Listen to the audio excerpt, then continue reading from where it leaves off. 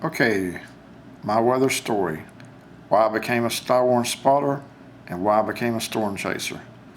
Even before age 12, I was very interested in earth science, uh, you know, weather, uh, volcanoes, uh, earthquakes.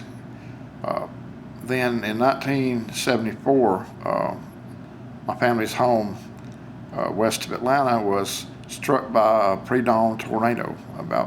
Thankfully, a small tornado. Had winds about 115 miles an hour, and it took the top off our house, blew Mom's car in the backyard, uh, did quite a bit of damage in our neighborhood,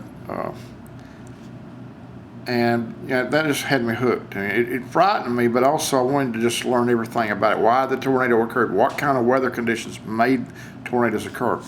Uh, and so I started just scouring first the school library, and then when I got my driver's license, it was National Weather Service offices and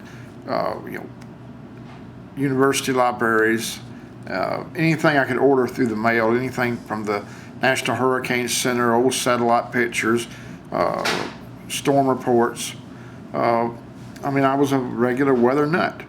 Uh, I began to think about chasing storms when I was 16.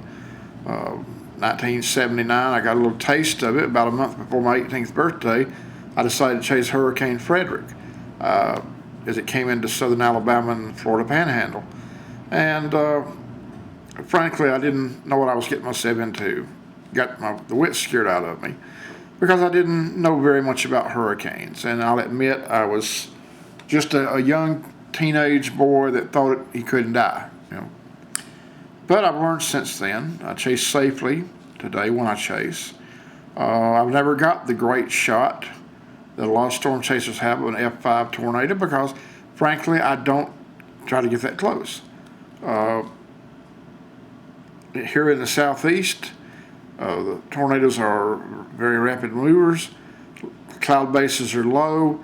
There's a lot of trees and hilly terrain. And a lot of the tornadoes, most of the tornadoes in the southeast are rain wrapped. So it's very dangerous to get, you can't chase tornadoes in Georgia and Alabama like you do in Oklahoma. You'll get killed. You have to, and some of my friends who are chasers have nearly gotten themselves killed chasing Mississippi and Arkansas. They've had some close calls because large violent tornadoes in the southeast sometimes you've got to move, they're moving 60 miles an hour. And, you can't. You better know what you're doing when you chase tornadoes in Alabama and Georgia and Tennessee and Arkansas. I've chased several hurricanes. Let's see, Hurricane Elena in 1985, Hurricanes Erin and Opal in 1995, both in the Florida Panhandle. I guess the last hurricane I chased was Gustav in 2008, and that was only about 6 weeks after I'd had my kidney removed due to cancer. And I aborted the trip to Louisiana. I ended up chasing the outer edge of Gustav along the Florida Panhandle, Pensacola Beach over to Gulf Shores. And it was wild enough there. The waves were coming up to nearly the top of the pier at Orange Beach, Alabama. Winds were gusting 50 miles an hour. I even caught one gust of 67 miles per hour on top of my chase vehicle. I have an anemometer that's magnetic that I can attach to the top of my SUV, and it'll measure winds up to 130 miles an hour. And I caught the 67 mile per hour gust and witnessed a hurricane spawn tornado at Destin, Florida. Did I chase any during the 2004 and 2005 hurricane seasons? No, I didn't. And the reason, I was caring for my great aunt and my grandmother, and I couldn't leave them alone to go chase, and I was not taking my grandmother, especially in 2005 after my aunt passed away. I was not taking my grandmother into harm's way. It would have been crazy. As it was, we were almost involved in a tornado on the outskirts of Hurricane Katrina here in Georgia. Now, when Hurricane Rita formed east of the Bahamas, I was in Fort Myers Beach, Florida with my grandmother. there was no way I was going to risk her being in the path of a Category 3 or 4 hurricane. So we actually cut across the state and ended up spending the time that Rita came across just below the Florida Keys. We were at a motel in St. Augustine. I got some good video there. Unfortunately, it was a faulty camcorder and just wasted video. That's why I bought this Panasonic palm quarter, is because it's much more reliable. Yeah. Over the years, I've tried to make the effort to learn everything I could about the weather, about the science of meteorology. I'm not a professional meteorologist, but I think like one. I make forecasts like one. I prepare a forecast. When I post a forecast on Facebook, warning my friends, it's not based on hysteria. It's based on model data combined with my years of experience. The April 27th, 2011 super tornado outbreak in the South, deep South, Alabama, Tennessee, Georgia, Mississippi. I saw it coming several days. I mean, it was very apparent that the conditions would be favorable for a large, violent tornado outbreak. Unfortunately, it was even worse than I thought it would be.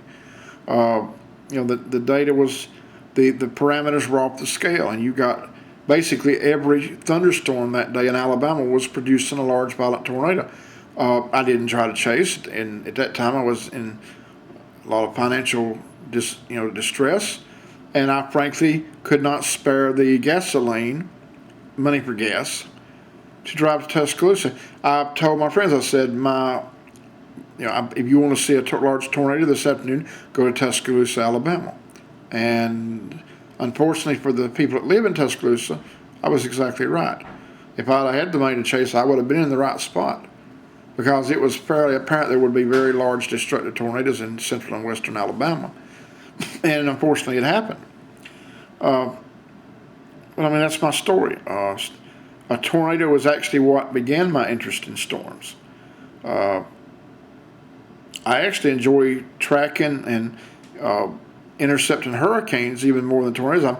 I've always kicked myself, because when I was in high school, I'd wanted to attend Florida State University down in Tallahassee and earn my degree in meteorology, and hopefully either get a position with the National Hurricane Center as a forecaster, or with the Hurricane Research Division as a hurricane researcher. And I didn't follow that dream, and I regret it. But we all make mistakes. I've used that experience to tell younger friends that are interested in meteorology, don't let anything or anyone talk you out of going to college. Even if you don't get a degree in meteorology, get a college degree in something. Because I've had, look at me, I'm 53 years old. I lost my leg. I had no health insurance other than Obamacare, or whatever they call it, a silver plan. And I'm in a nursing home. Don't be stupid.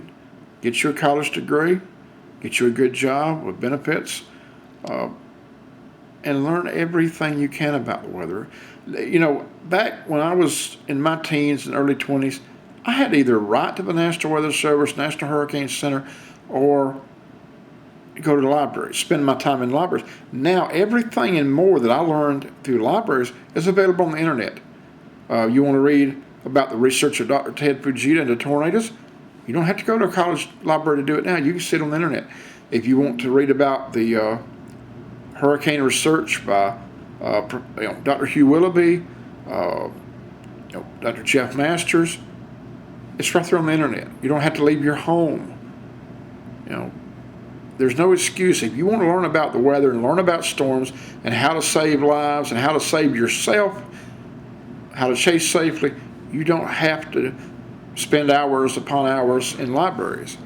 You can do it right now, right here, on your computer. All you need is a wireless or an internet connection, and boom, you're off. But anyway, that's my story. I'm 53, still learning, and still being humbled by Mother Nature. But it fascinates me, and I'll never stop trying to learn more and improve myself and save lives.